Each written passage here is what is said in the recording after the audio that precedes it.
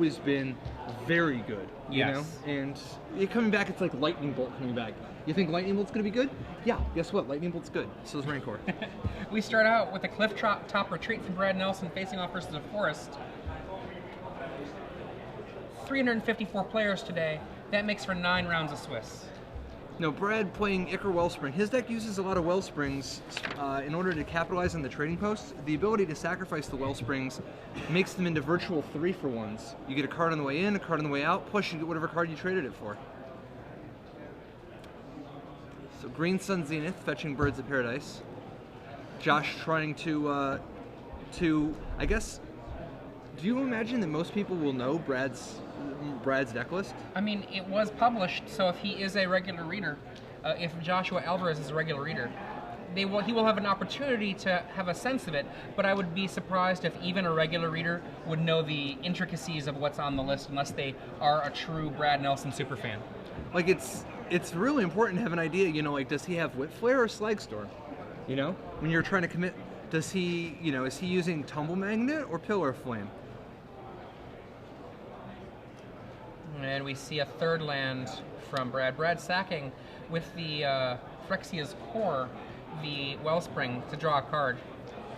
Perhaps low on mana. Green Suns for 2 from Joshua. I think it's interesting to see Brad using 4 Phyrexia's Cores and 4 trading posts. Just going full on, all the way. Brad's deck really is set up to abuse the trading post a lot more than some of the decks that are merely using it as a nice little draw engine. He has Nile Spellbomb and 7 Wellsprings, plus the ability to pitch, plus recursing Solemn Simulacrums, Metamorphs, Swarm Coils. I mean, every card in his deck is just so well designed to take advantage of trading post.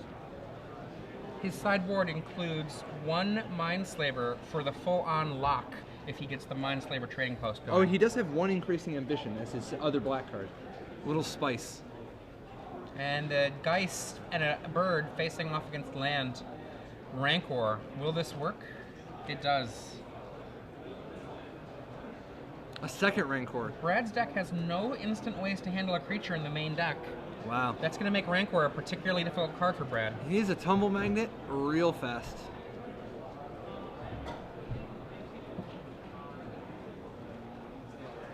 Wow, this is... Brad looks like he's falling. Well, he... A Wormcoil Engine could turn this right around. Yeah, yeah. And it's interesting, he puts the Mox Opal into play in case he has to sack it to gain 1 life. Like, times are tough. In for 6. Incinerate, Beast Within, and Huntmaster. Wow, that is a bold Huntmaster.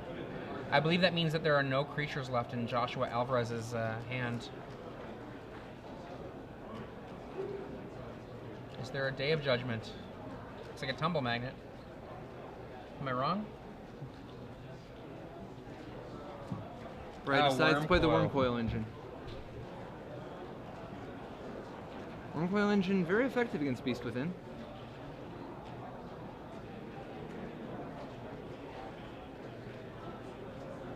Joshua right now. Do you think he's going to cast Beast Within on the Wormcoil Engine and then attack? Or actually attack, use the Beast Within after blocks, and then... Incinerate. Yeah. Yeah, that's the game. If he sees the play. Yeah. He can Beast Within his own guy too, if the Wormcoil is fighting, either way. Because if the Wormcoil Engine blocks the Rancor... Now, if he hits the Wormcoil, it's even better because he'll trample over. Yeah, trample over the 0, because the Wormcoil will be gone after the blocks. Rancor, not a bad card. Anybody at home wondering just how are you supposed to be using Rancor? Stuff like this, you know? You put Rancor on your little aggressive creature, get in there, and if the other person doesn't react, it is not going to be a very long game. Yeah, Brad needed this Wormcoil last turn.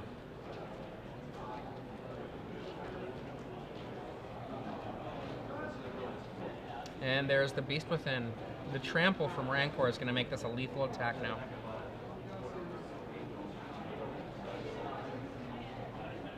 Okay, that's it. So, moving to the sideboard. Brad, it looks like, is going to have primarily Timely Reinforcements and Day of Judgment. Do you suppose Oblivion Ring and Ratchet Bomb, are they coming in? Oblivion Ring gives him an answer to Strangleroot Geist, but it's an inefficient way to go. Well, he's at least going to want Timelies. The rest... Brad said he's tested this deck a lot. I mean, if you look, he's sideboarding pretty quickly. He knows what he wants to do. He's got a plan. He's tested it out. And that's a lot of cards he's pulling out. I have not tested this deck at all, so I could see arguments for either of those other two cards. I just don't know which way he wants to go. Maybe he's going to bring in all of those cards. On the other side we got three Ancient Grudges to start with Josh Alvarez's sideboard. Whew. I mean, he saw Wormcoil, he saw Wellspring, and he saw Phyrexian Core, so he knows that it's worthwhile. Do you like Zealous Conscript in this matchup? I like Zealous Conscript against any deck that has some big thing it does. And so he saw a Wormcoil Engine. A Wormcoil Engine is not a card you want to be facing against when you're a red-green deck. But if you can get your opponent down to 8, a Wormcoil Engine means they die. 9. 9, my bad. Bad on the math. 9. Plus, Zealous Conscript's a fine man against red-white anyway. I mean, Whip Flare, it's hasty to get through Day of Judgment. Right. If they happen to have Gideon, it stops the Gideon's plus ability for that turn. Which and he does. Brad has it, yeah. What do you think about Thundermaw? Any chance he just wants a flyer to go over the top at the end, or is it just too much expensive stuff? You know, because he's not going to really want all this. Like, he probably can cut down on, like, for instance, he doesn't want Bonfire, does he? He definitely doesn't want Bonfire. But as for the expensive stuff, Thundermaw hits so hard that even though it's expensive, but when you cast it, it's not like you're waiting a turn for the damage. You're getting the damage in immediately, and then you're going to get it in the next time, so that you can actually potentially have someone have a Wormcoil draw and be able to put down the clock that will be able to deal with it. Like, let's say they cast the Wormcoil first, and you top deck your Thundermaw, and you hit them for 5, and then they come back, knock you for 6. All it takes is a little bit of delaying tactics on that Wormcoil, whether it's an Ancient Grudge, a Beast Within, or anything, and your Thundermaw can race it, even if it's hit you. So I don't have a problem with Thundermaw against a deck that looks like Brad's does. Now, of course, Josh basically saw Brad's deck do nothing, except for cast one Wormcoil Engine. So yeah, we've definitely seen that Josh can defeat a turn 5 or a turn 6 Wormcoil Engine with no other interaction, other than, I guess, gaining 1 life. But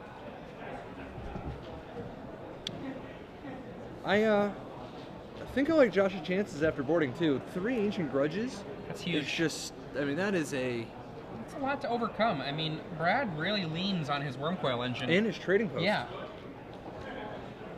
And then the fact that he has Strangleroot Geist and Rancor, plus, at the end of the day, I mean, Sword of War and Peace and Zealous Conscript are going to be very, very big. It's interesting to see that Alvarez has access to Silverheart, Wolfear Silverheart, Thragtusk, Zealous Conscript, Thundermaw. I mean, we're seeing more of that actual 5 is the new 6, you know? I, for one, am looking forward very much to return to Ravnica. Not only for the new cards, but also to get rid of some things that have maybe seen a lot of time in the sun and are just a little worn out for me. Titans, I loved you, but you can go. Yeah, I mean, I for one welcome our return to Ravnica overlords that are on the horizon. Isn't it Niv Mizzet? Doesn't it look like he's back? Like, isn't the promo thing? That would be sweet. Jason Niv Mizzet are kicking it again? Nihil Spellbomb on turn 1 off of a Plains for Brad Nelson.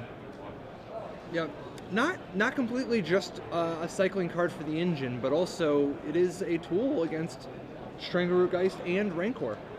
And we have a Wellspring. Alvarez dropping a mana, but does not cast the bird in his hand because he did not have the appropriate forest or Copperline Gorge to make the turn 1 bird happen. There it is on turn 2. That's the thing about Birds of Paradise, though. Even the turn 2 Birds of Paradise is still fair. That's when it's, you know, that is the right cost for the accelerators normally. And 3 land for Brad Nelson. 2 Wellsprings. And now we see that late to the party forest. Had it. Yeah, that is definitely a list of artifacts you don't want to grudge. And I think we're going to see Huntmaster, a Huntmaster. He has a Green Sun Zenith, but at 3, He could be going for a 2 and get a Geist, but I think he's going to cast Huntmaster. We'll see. Master of the Hunt. Oh, aggro. Did not see the Rancor, but once the first one works, maybe the second one works. What about this third one? Wow. That was in his hand? Okay. I Well, I guess that's a 6 ball lightning from here on out. There's nothing but groundbreaking.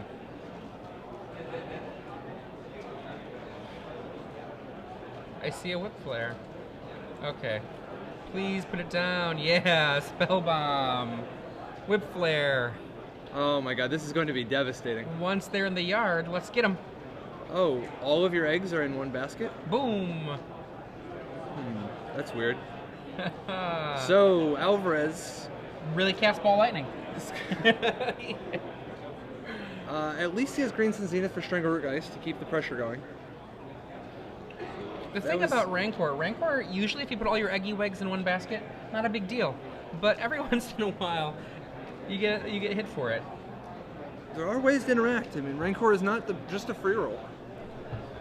So Strangleroot Geist coming down. Alvarez really needs to draw another land now. I just keep thinking, like, if he would have just played that Huntmaster, he would have got hit by the same Whip Flare, and there would have been the same cycling, but then next turn, he could go Strangleroot Geist and follow it up with 3 Rancors. Yep. You know, it just seems like such a...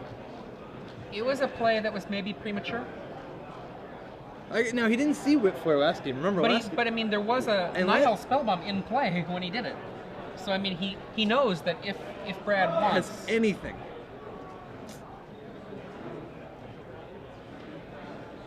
In for 2. Continuing with the pressure. It may also have just been that he's never played against Nihil Spellbomb. And there's 6. I mean, this is a... That's a Wormcoil. And there's the first of the many grudges. It's going to be so important to flashback Grudge to be able to hit the life-linking token. Whoa, is that Link, kind of? It definitely looks like some fan art of Link.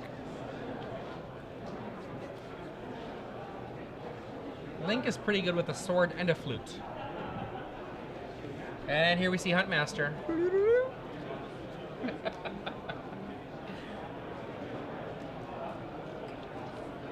And Brad right now has a Timely, has less creatures than his opponent and less life. It's the perfect time to do it. It's interesting though. He might be correctly anticipating Josh's Bonfire, which it looks like Josh both kept in and still has in his hand. And Brad also has a Whip Flare in his hand. So Whip Flare would actually crush all of the creatures. The Geist would return, but Brad's Worm tokens would not be hurt by, well, would not be finished off by the Whip Flare. So there are 2 reasonable ways to go with this. And if he just wants to get his life higher, he can do both. You know, do one and then the other and just never mind the tokens.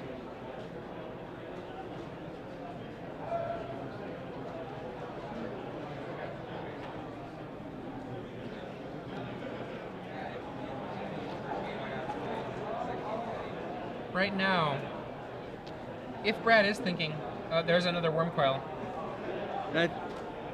It's interesting that he does not wait for the Grudge to get flashed back. That turn, maybe he was playing around, like, just, is this the Brad Nelson of old, calculating all the different possible ways that the game could have played out, where, you know, if he doesn't play the Wormcoil, if he just Timelies, he gets hit by Bonfire, or, I mean... We have a flip of the Huntmaster. 2 and 2. It does seem so dangerous to let Alvarez keep the Huntmaster. We'll see.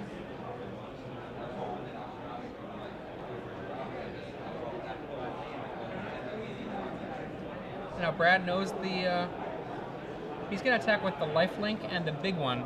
This way, the big one draws the Grudge. I think he's hoping that the small one gets eaten by the Huntmaster, and then he Whip Flares for max value. There's the Grudge. We'll see if Alvarez walks right into Brad's plan. He does. Man, I would have liked to see the Stringer Geisen Wolf token block the the lifelinker here. For Alvarez's sake, anyway. This whip flare is going to be devastating. What do you think the chances are that Brad replaces the scrap of paper with his link token? I hope he does. Not high enough for my liking. Whip flare. Goodbye, everybody but the Geist from Josh's side. What's tricky is that Brad still doesn't get any life from the or he doesn't get any tokens from Timely if he chooses to do it. But he may just wait some more, right? I mean, he can still cast the Timely just to gain the life. It might be worth doing just to be safe. The core gains a life. That's fair. So it looks like he replaced the scrap of paper with a die. I like Link better than that 3. Yeah, same.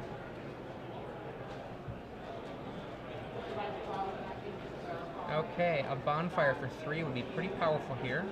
Does not happen. He didn't draw Black Lotus this turn. But if he divinations, hopefully he'll draw both a Grey Ogre and a Black Lotus, and use the Black Lotus on the bonfire. Alright, Alvarez plays Llanowar Elf. 2 mana away from hard casting the bonfire in his hand for 3. But, oh, you're hoping for the miracle. The miracle. That would be brutal. And we see Brad draw another card, gain another life. Yeah, that's the thing about bonfire. It's funny. It's definitely 2 different cards. Both are actually real good. One of them just doesn't even seem fair. Like, it doesn't even seem like it should be. Yeah, the Miracled Bonfire is just so impressive that when it was printed and finally released on M13, I remember sitting in a hotel room after an SCG trying to decide whether I wanted to put down however many tickets it was for each of them. And in the end, I just did it so I could play the deck I wanted to play. I mean, have you had the pleasure of drafting with Bonfire yet? Yes, if you want to call that a pleasure. Or the sick joke that is playing against it? Alright, so Brad up to 8 mana with a Nile Spellbomb, 3 Worms, game quickly slipping out of hand. At this point, Alvarez is actually going to have to establish control. Because, like, there's no more racing at this point, right? I mean... He could get a, what? He's got an ability to Green Suns for 4, get a Huntmaster, and somewhat stabilize on the table, so long as another Whip Flare doesn't happen. Now, what's the point when you're playing these aggro decks? Occasionally, you're going to have to switch into the controlling role. Like, for instance, if you're playing mono red, when do you decide? Ooh, Wilfir Silverheart. That's going to stabilize, right? Oh wow, more than he comes in. Very aggressive. In for 7, knocking Brad down to 9. What is the point when you're playing these aggro decks that you decide you're going to have to go bigger than the other person instead of just fast? If there's this really interesting push and pull on it. Looks like Brad's coming back in with everybody. And Alvarez takes it. Doesn't block? Doesn't even block the lifelinker? Apparently not. Day.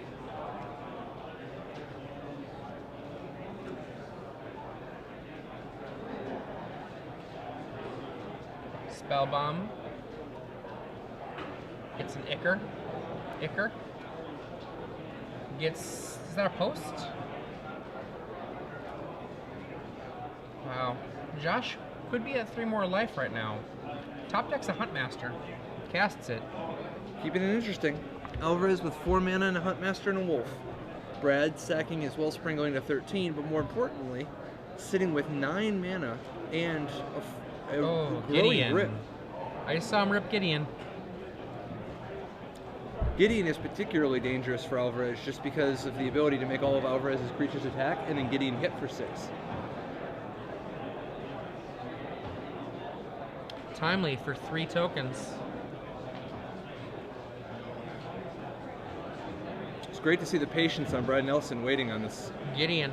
On this Timely. When you finish your match, Incinerate. Bonfire. and Green Sun Zenith in Joshua Alvarez's hand. Wow. So did he just? So is he gonna bonfire and then redirect to Gideon and attack with? I think It's so. not enough to kill. It's not enough to kill. The problem he can't. He can incinerate as well. Will that do it? It's no. He's if he doesn't kill he needs Gideon, a he land. needs a blocker. He needs a land. If he had one Does he have land, Rancor? I cannot tell what he drew. Oh, he's I think still it's a one red mana spell. short. Yeah, if he doesn't have a land for Incinerate, because if he goes Bonfire for 1, redirect to Gideon, Ooh, I attack think he with both drew. guys.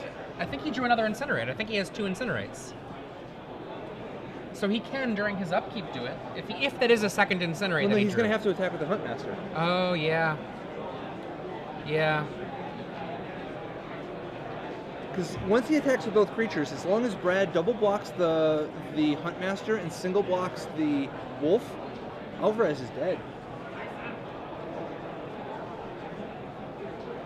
But I don't think Alvarez has any other play. He has to hope that Brad just lets the Wolf through, you know? Wow. An impressive sequence by Brad Nelson. Very well played. And he doesn't even try. Wow. Wow. That's a lot of credit. Is this the Brad Nelson striking fear and intimidating all of his opponents circa 2010? Are you talking about Player of the Year, Brad Nelson? Player of the Year Brad Nelson would definitely be the type of guy to get a concession in that spot. Wow, maybe Brad, then again, we can't hear the players. Maybe Brad just put him out of his misery and told him, here's what I'm going to do. Of course, that's even more intimidating than the fact that Brad Nelson knows all of the things you could potentially be doing and explains to you why you're already dead.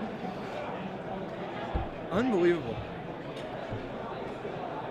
It's sort of like if he were to say that Ace could not have helped you and then have it truly been the win for him. And Brad Nelson on the left here, back to the sideboard. I'm not sure what he's going to change too terribly much after his first sideboarded game. Now he's going to be on the draw. So it is a big difference in terms of certain cards, but I don't know what cards he knows them to be. Brad Nelson's also a tricky veteran. He's the type of guy who he might have, 2 Oblivion Rings in his main deck now and 1 Oblivion Ring in his sideboard, and this is the correct configuration. And the first thing he does is pull the Oblivion Ring out of his sideboard and get the other. Pull the Oblivion Ring out of his deck, switch him so it's clear he made a transaction, but it didn't really change anything. He wants to make sure that his opponent, things are different. He wants his opponent to not have the information of knowing that he's playing whatever the exact same way he did last time, I mean, if you'll notice, Brad's the type of guy, he's shuffling them in every time. He doesn't want to leak any information. Brad tells me that if he does well this weekend, he's going to return to the Chohawk for the next event. Oh, really? It's actually funny because Josh Cho, said the same thing. Neither of them currently sporting a Chohawk. Now, what exactly is the difference between a Chohawk and a Mohawk, other than it took place temporally after Cho top-aided Approach Word? It's just an homage to that particular moment. Style? Is it a certain thickness of Mohawk? Well, if you're familiar with the Chelsea, which is a certain kind of haircut that is kind of just bangs and a shaved head, the Chohawk is similar, except for you have to look as good as Josh Cho when you wear it. Oh, so very, very few men on Earth are capable of it? It's true, it's true.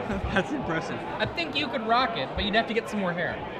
You've got, like me, too short of hair to rock a Chohawk. I don't know. In my ill-spent youth, I haven't had a Mohawk since Jace the Mind Sculptor was legal. Dude, it's awesome to see the SCG Blue Eyes continuing to build what they're building on their success from Spain. What do you think what do you think Seattle's going to look like for those guys? Well, I mean, talking with Brad and Jerry a little bit, they are really, really hungry to make that area in Round Roanoke a place where it's like they're cooking, right? And they're trying to make it a good meal out of what they've got down there. Out of what they've got? Yeah, they got a lot of talent. I was going to say, if they're trying to make do with, Charles Gindy, Brad Nelson. No, I'm not saying make do.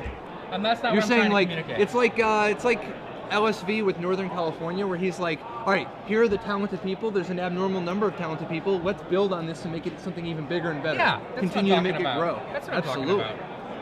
Yeah, like, I wasn't trying to disparage anybody there at all, so... We got a Plains with the Mycosynth Wellspring. What do you think about Mycosynth Wellspring as a mana fixer?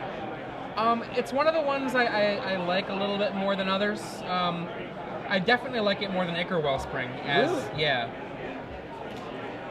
Just because of the reliability early on? Yeah. I mean, I like New Liliana, too. It'll be interesting. Mycosynth Wellspring says basically and not Swamp Forest Island Plains. Right, it does say That's basic. too bad. And we have a Huntmaster on turn 3 from Josh. I see Incinerate, I see Rancor.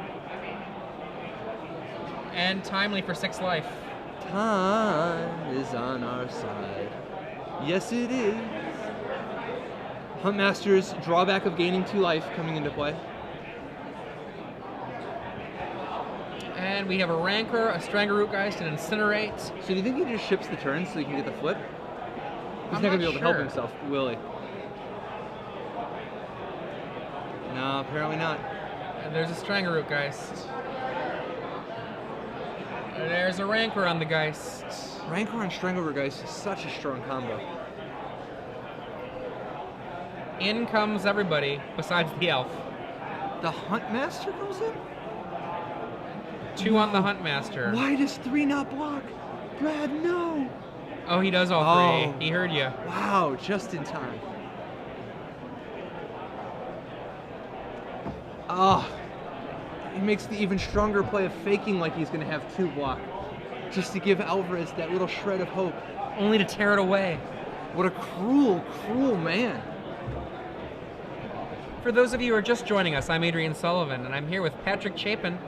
We are in the first round of this 9-round standard event. Brad Nelson bringing a new brew. You might have read about it this week on the Star City Games premium side, trying to get a win this first round. Looks like he might be a little bit starved on mana, or having to choose between quite a few manas. I'm not quite sure. Oh, good. I'm glad to see these got mana. I was worried there for a moment. Nile Spellbomb, ugh, and a pass. The ever popular Dega wedge. Black, white, red is probably the least played of the 3 color combinations. That's probably fair. That's probably fair. I was always an Anna person myself. We see the soldier block the Geist. The Rancor is going to go away and be eaten by the Nile Spellbomb. Yeah, if I had to choose, I think I would go with Grixis. Shockingly. All Anna all the time here. If I can cast Pernicious Deed and Forcible in the same deck, I'm happy. And we have a Gideon in Brad's hand. 3. This game is going very well 6. for Brad Nelson. Yeah, Getting his Gideon. land drops, has his colors, dealt with the Rancor successfully, dealt with the Huntmaster. It looks like Gideon is murdering the wolf. Absolutely, Brad just wants to make sure he at least gets some kind of value out of it. Although this does mean that the Gideon is going to die. Even so, the amount of steam that Gideon takes out. Whoa. Why did he incinerate the Gideon? It makes me wonder. He has Zealous Conscript in his hand. If he just Zealous Conscripts Gideon, that's 10 right there. And he has the Incinerate in hand and a Huntmaster. I think you got to just go for the kill. I think you got to incinerate. You don't even have to incinerate Brad's face yet, but you have to just Zealous Conscript, steal the Gideon, attack for 10, and then you have in hand Huntmaster and Incinerate, which is good enough for the win, I think. This is one of those. Whoa, is that a post? That is a post. This is one of those moments where the decision of whether to be the control or the beatdown actually is a real thing happening in the mind of the beatdown player. And clearly Josh took a moment to be a little bit more controlling, and he might pay for it now. Well, no, what's interesting is Zealous Conscript works very well against the trading post. Well, no, it doesn't work that well because Brad's got the mana to use it. Now Brad's going to have to sack his trading post in response. But Brad doesn't have a creature in his yard to get back, does he? Brad gains 4 with the post. Oh, no. Why did Alvarez not play Zealous Conscript? He wants the flip. Now he wants the flip. Huh. Because you can Zealous Conscript the trading post and then sack it to get back one of your other guys. day. Oh, because and Brad doesn't have a creature, so he can't sacrifice because you can only sacrifice artifacts to get back creatures. Is it creatures to get artifacts? No, it's you sack artifacts to get creatures, right? Or no, you sack artifacts to draw cards. That's right. Yeah, sack artifacts to draw cards. You sacrifice creatures to get artifacts. Yeah. You're right. Absolutely. And we've got a dead... Yeah, because you got to sacrifice the goats. That's what they're for. And Brad getting the trading post. Oh, boy. Sacks this wellspring, gets a mountain. And then gets a card draw. Not a bad card there. Can I just say, by the way, I absolutely love the fact that we have a timer, that we have the clock that we can just know. Oh, it's so good to know how much time is left. None of this running around, you know, waving our hands at the judges. Hey, how much time's left? Oh, and a tumble magnet. Okay, this looks really, really wrapped up right now. And what's really tough is that Brad can gain 4 life a turn when he needs to. This is gonna, if Alvarez can't play one of his 5s real soon. Go. Oh. See, I think he had to use that Zealous Conscript earlier to make a big play. Gain 4, says Brad. Giving himself a nice little buffer.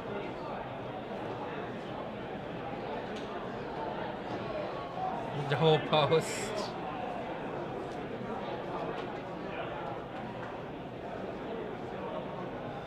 At this point, Brad just biding his time, waiting until he can assemble a Wormcoil engine. I don't even think that a Ancient Grudge saves Josh now.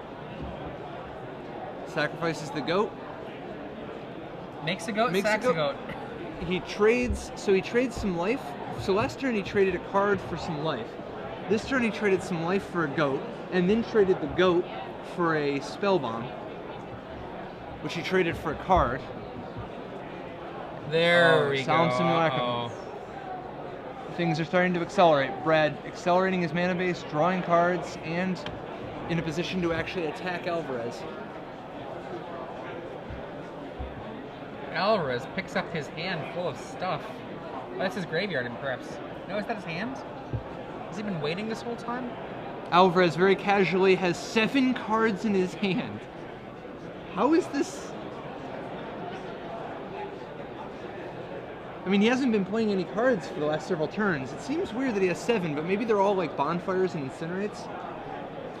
And Brad sacrifices the artifact Solemn Simulacrum to draw a card and then draw another card. And it looks like also at the end of the turn he's making a goat. Why, if you're Alvarez, are you just not... If you have 7 cards in your hand... we saw Strangleroot Geist. We saw... I mean... What? I don't know. I'm going to tell you, I don't know. Brad at 16. If anybody at home can tell us what the strategic reason is for Alvarez to continue to play nothing if he has 7 cards in his hand, including a Strangleroot Geist and a Zealous Conscript. I mean, the Zealous Conscript, maybe you're just waiting for a better position, but... And Brad gets rid of Solemn to draw 2 cards.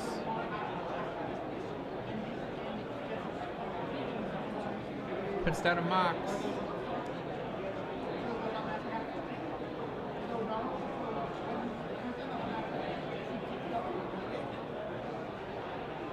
Huh. He plays the bird. He's continuing to keep the Strangleroot Geist. Caveman Kellen on Twitter says there's no reason he should be saying something, or playing something. Well, he played a bird this turn, I guess. So there's Wormcoil Engine. And this should do it. Is Alvarez, like... Brad even has Tumble Magnet to protect himself against the Zealous Conscript at this point, hitting his Wormcoil Engine.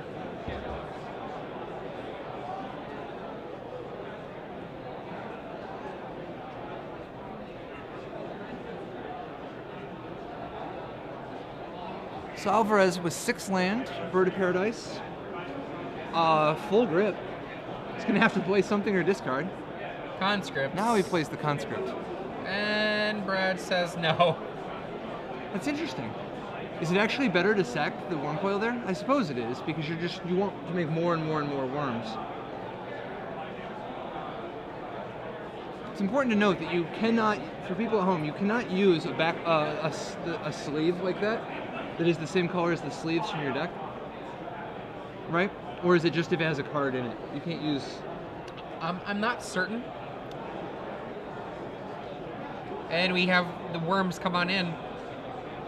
Brad with such a full hand. Yeah, Brad also a full grip, but mostly because he's been doing some sick John Medina style trading. And another worm comes down, and another worm comes down, and another one's down. Hey, bro, you like goats? Trade you this goat for this worm coil engine.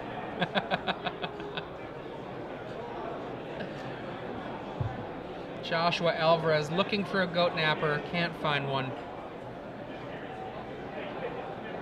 He's got green suns in his hand, no useful targets for it. Green suns needed for 5. What are we looking at? Wolf or Silverheart, just to try to... You're not going to overcome all these worm coils. Yeah, the worms don't care. You can put a 4 or 5 in the air with one of your birds, and then have it be tapped by the tumble magnet. Well, things have slipped out of hand. It's too late now. There's too many. He's got. Not only does he have the worms and the worm coil engines, he's got multiple trading posts to get them back, and you can't get rid of the trading posts because one can get the other.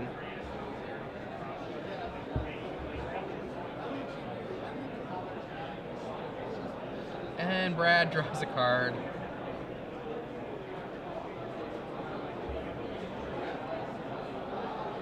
And a Whip Flare ×2. Clears up the board. Remember, Whip Flare does not hurt artifact creatures at all. So that's why his worm token is still around. Nile Spellbomb. Oh, no. There you go. M10 rules.